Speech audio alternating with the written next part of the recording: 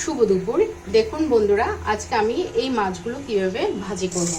এগুলো আসলে খুব কাঁটাযুক্ত মাছ, খেতে খুব বাচ্চারা তো চাই না, বড়দের খেতে অনেক কষ্ট হয়। প্রথমে আমি হলুদ আর লবণ দিয়ে মেখে রেখেছি, এরপর তেলের মধ্যে আস্তে আস্তে দিয়ে দিচ্ছি।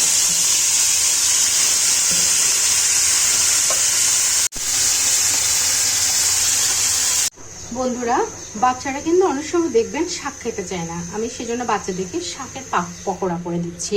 আপনাদের সাথে সেটা আমি শেয়ার করছি। দেখুন, শাকগুলো কুচি কুচি করে কেটে নিয়েছি, এরপর কাঁচামরিচ, পেঁয়াজ, তারপর হচ্ছে যে ওটস আর আটা বা আপনারা ময়দাও দিতে পারেন, দিয়ে মেখে নিয়েছি কিছুক্ষণ, এরপর তেলের মধ্যে দিয়ে দিচ্ছি।